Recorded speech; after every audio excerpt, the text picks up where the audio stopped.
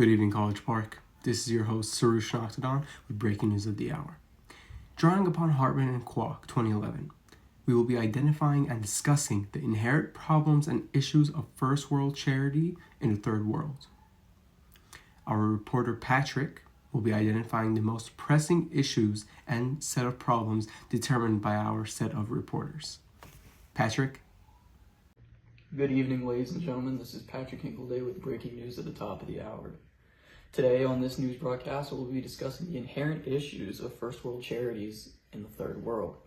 It's important to know that first, before this news broadcast continues, that what Global North and Global South is, that it will be mentioned many times by my colleagues upcoming. Global North is considered first world countries who will go into the Global South, which are third world countries, and they basically help try and set the third world countries up and help them develop and help them prosper.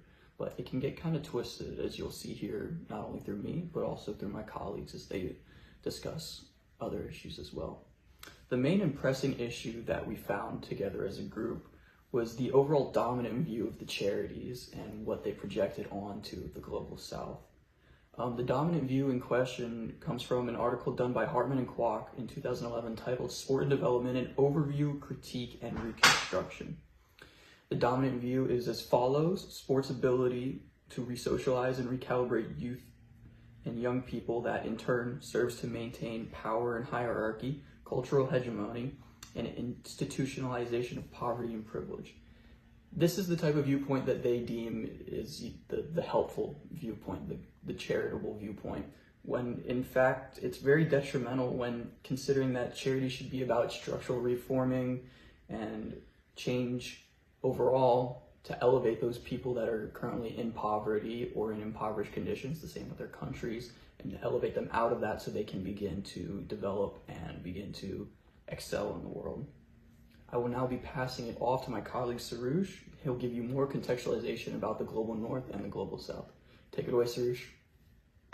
Yeah, so thank you, Patrick. In relation to our module's learning objective regarding sports' magical properties, we learned how many SCP proposals have extremely idealized beliefs about sports' positive pro-social force.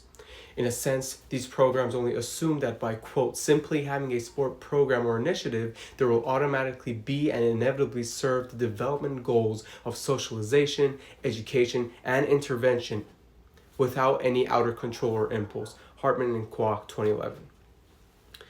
In a sense, we can view sport as being a mobilized form of stewardship within international relations, as opposed to having solidarity with indigenous groups who consistently struggle for self-determination in politically motivated situations. This approach has thus seen a top-down rather than a bottom-up approach that makes SCPs a, quote, reproductive force. Maurer, page 6. As through a reproductive lens, many SCP programs will usually frame their objectives and outcomes as mutually beneficial for marginalized groups, but in reality, they have, quote, stifled by persistent inequalities and failed to bring about notable social change. Hartman and Kwok, 2011. As you can see, the weather this week is pretty warm, so we will be enjoying that College Park. And now to Olivia for her suggestions on how to address these dawning issues. Olivia? Thank you for your insights, Soroush. According to Hartman and Kwok, in order for sport to lead to successful improvements in non-sport objectives such as preventing crime, helping to decrease poverty, and increasing gender equality, the sport has to be part of a larger package of resources and social supports and requires the involvement in the implementation of the sport program. The authors go on to point out that the best way for sport to lead to improvement in the lives of marginalized groups is to first understand the power structure and the privilege surrounding these groups, and then empower them to use their local practices and cultural knowledge to create and govern the SPD in their community. This is what the authors refer to as transformative development. One suggestion I would offer is something that is mentioned by Hartman and Kwok and would consist of creating education programs in marginalized communities that help those communities identify their strengths and then harness these strengths to develop sport programs which target those objectives identified by the community itself. I will now be handing it over to Gianna. Thank you, Olivia. it is important to note the key differences between the dominant vision of SDPs and the interventionist approach outlined by Hartman and Kuok in their article entitled Sport and Development, an Overview, Critique, and Reconstruction. Dominant vision of SDPs refers to the function of sport as a way to maintain and reproduce already established social relations.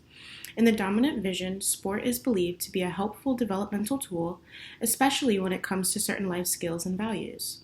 In this ideal, Hartman and Kuok state that sport functions to socialize individuals into the existing order, maintain that order, and reproduce relations of power and inequality.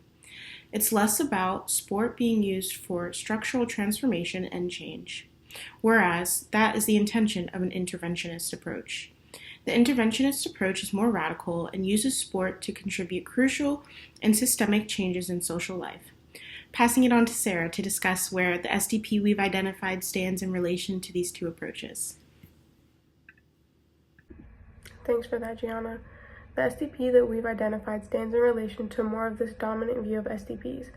As mentioned by Hartman and Kwok, development using sport allows for the communities to receive access to resources, information, social networks, and economic opportunities as well.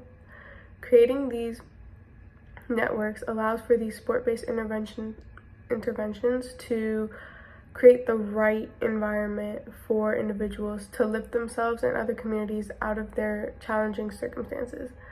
This falls into those ethics of neoliberal development. Sport gives these third world communities an opportunity to look and behave like those in more developed and affluent communities. They play on the ways of colonialism where they have the intent of doing good, but they use their power as a way to implement social relations. They don't focus on developing in a different way, which the developing community might want to do and actually feel better about. These third world communities may not want to follow such a big change that comes with this top-down approach. They also may not want to behave like these affluent communities. They can still change and transform a community into their own way of living and development with sports. Following the dominant view of SDP really serves the interests of those in power and already privileged. Hartman and Kwok also say that if these can be a shift to a more interventionist form of development, then there can be a shift in using sport to change the individual to using sport to challenge the common sense notions and relations of power. Now back to you, Soroush. Thank you to all reporters for their insights, and thank you for being our viewer once again this week. This is all we have time for, and we hope to see you soon. Thank you.